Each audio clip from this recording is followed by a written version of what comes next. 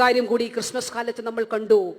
ചിലർ Christmas കേക്കുകളുമായും Christmas കാർഡുകളുമായും വീടുകളും മച്ചിടങ്ങളും സന്ദർശിക്കുന്നത് കണ്ടു. ആ ക്രിസ്മസ് കാർഡുകളിൽ മണിപ്പൂരിലെ നിരപരാധികളുടെ രക്തമുണ്ട്. ആ ക്രിസ്മസ് കാർഡുകളിൽ പുറത്തൊരു ക്രിസ്മസ് വിളക്ക് തൂക്കാൻ കഴിയാത്ത ആളുകളുടെ നെടുവീർപ്പുണ്ട്. എന്താണ് ബഹുമാനപ്പെട്ട പ്രധാനമന്ത്രി അങ്ങ് മൗനമായിരിക്കുന്നത്? എന്തുകൊണ്ടാണ് അങ്ങ് മണിപ്പൂർ എന്ന് സന്ദർശിക്കാത്തത്? എന്തുകൊണ്ടാണ്? അവിടെ സ്ത്രീകൾ നഗ്നരാക്കപ്പെട്ട് നടന്നില്ലേ? അവിടെ കുഞ്ഞുങ്ങൾ വധിക്കപ്പെട്ടില്ലേ? അവിടെ യുവാക്കൾ വധിക്കപ്പെട്ടില്ലേ? ഇന്ത്യയിൽ മണിപ്പൂർ അശാന്തമായിരുന്നപ്പോൾ, അല്ലെങ്കിൽ ഇപ്പോഴും കഴിഞ്ഞ ദിവസവും അവിടെ ഒരു ജില്ലയിൽ 4 പേർ കൊല്ലപ്പെട്ടിട്ടുണ്ട്.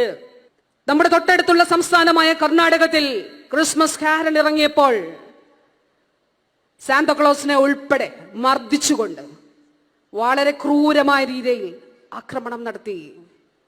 ഗ്രഹാം സ്റ്റെയിന്റെയും കുഞ്ഞുങ്ങളുടെയും രക്തം ആ കാർഡുകളിൽ ഉണ്ട് എന്നുള്ളത് നാം കാണേണ്ടതുണ്ട്.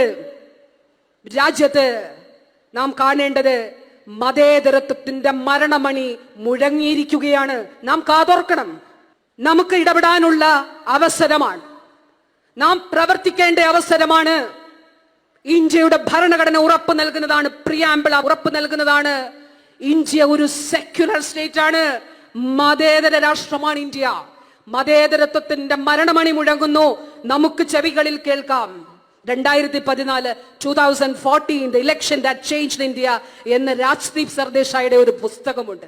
അദ്ദേഹം പ്രശസ്ത മാധ്യമ പ്രവർത്തകനാണ്. കോർപ്പറേറ്റുകൾ ഒരു മാധ്യമ സ്ഥാപനം വിലക്കെടുത്തപ്പോൾ സ്വന്തമായി പോയി മാധ്യമ സ്ഥാപനം തുടങ്ങി അല്ലെങ്കിൽ അതിൽ പ്രവർത്തിച്ച ആളാണ്. അദ്ദേഹം പറഞ്ഞൊരു കാര്യമാണ് ഉണ്ട്. ഗുജറാത്തിന്റെ മുഖ്യമന്ത്രി എന്ന് നരേന്ദ്രമോദിയാണ് ഇന്ത്യയുടെ പ്രധാനമന്ത്രി. ഈ നരേന്ദ്രമോദി താമസിക്കുന്ന വീടിന് ഏതാനും അടുത്ത് ഇദ്ദേഹത്തിന്റെ കാർ അപകടത്തിലായി. അതിൽ അഭയം ചോദിച്ചു, നിഷേധിച്ചു. ആ നിശബ്ദത തുടരുകയല്ലേ? മണിപ്പൂരിന്റെ കാര്യത്തിൽ ഇന്ത്യയിൽ പട്ടികജാതി പട്ടികവർഗ വിഭാഗങ്ങൾ ആക്രമിക്കപ്പെടുന്നു.